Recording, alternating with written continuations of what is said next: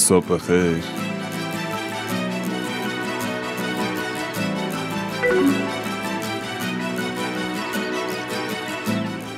صبح خیر.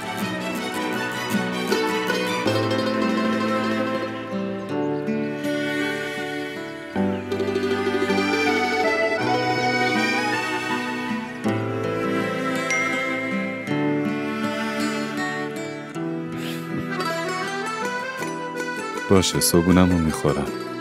وقتی برسم دفتر بهتون زنگ میزنم. خیلی ممنون. باشه، صبحونم رو میخورم. وقتی برسم دفتر بهتون زنگ میزنم. خیلی ممنون. مامان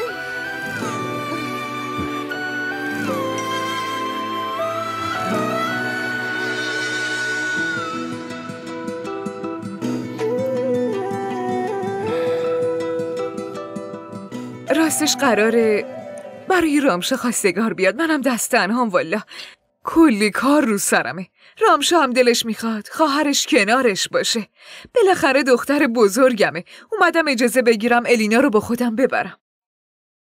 خب من که حرفی ندارم، ولی بهتر اینو از علی بپرسیم. چرا نباید قبول کنه؟ بالاخره شما مادرش هستی دیگه. مادر شوهر دخترمی. اگه شما بگید حتما قبول میکنه. درسته. اگه الینا میخواد میتونه با شما بیاد، اونجا خونه خودشه. ولی حتما به علی بگو. باشه، حتما میگم. وسایلمو جمع بکنم. باشه، برو.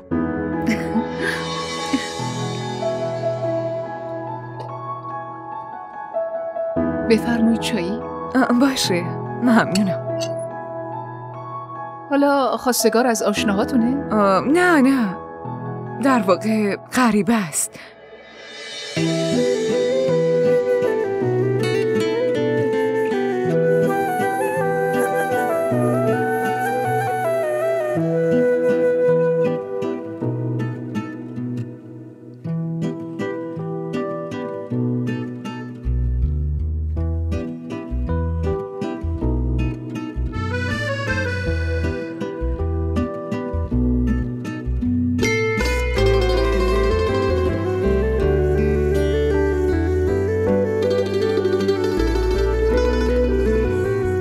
شما کجایی؟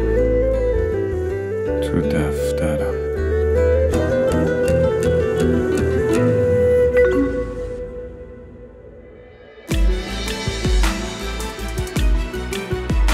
کارتون کی تموم میشه؟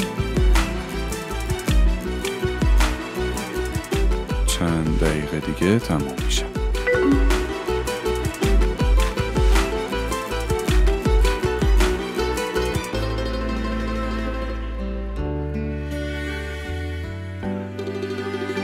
مواظب خودتون باشید.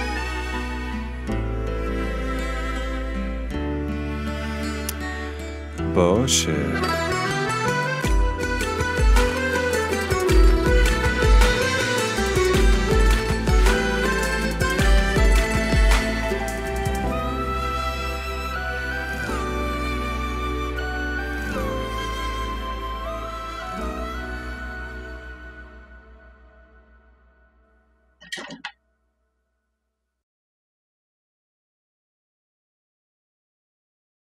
سلام مامان.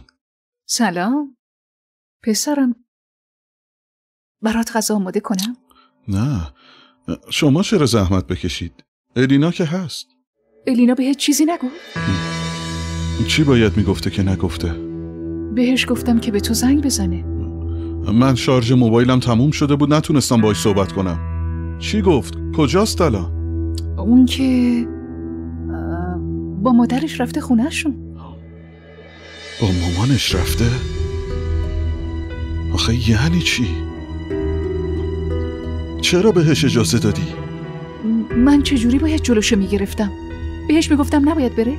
اون مادرشه، میخواسته دخترشو با خودش ببره، باید میگفتم نه؟ شما مادر شوهرشی، مادر منی، اختیار داری بهش بگی نرو. این که نگرانی نداره پسرم. بهش زنگ بزن و ازش بپرس کی میخواد برگرده. مامان جان، من نوکرش نیستم. اگه دلش بخواد خودش زنگ میزنه.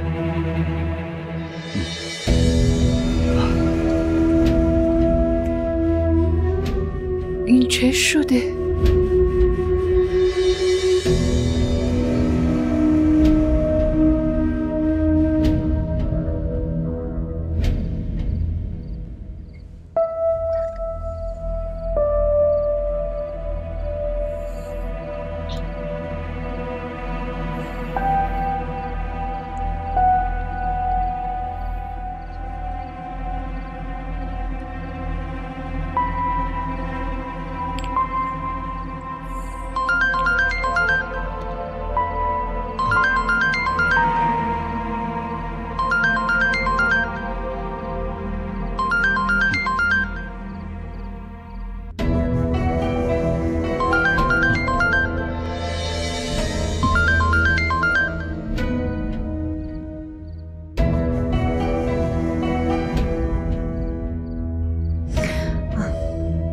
بهش پیام میدم.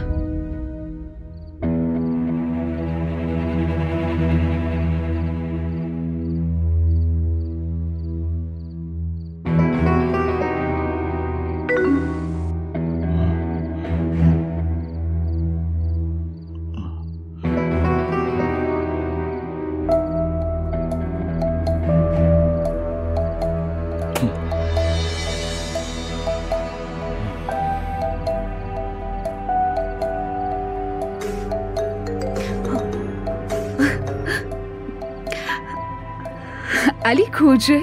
چند بار زنگ زدم جواب ندادی. نکنه ازم ناراحتی آری؟ با اجازه کی رفتی؟ مگه یه زن نجیب برای بیرون رفتن از شوهرش نباید اجازه بگیره ها؟ چرا چیزی ازم نپرسیدی؟ علی چی داری میگی؟ از خاله بپرس، من بدون اجازه اون نرفتم. چند بار بهت زنگ زدم ولی تو جواب ندادی. حالا که رفتی همونجا بمون، لازم نیست برگردی. علی گوش کن. علی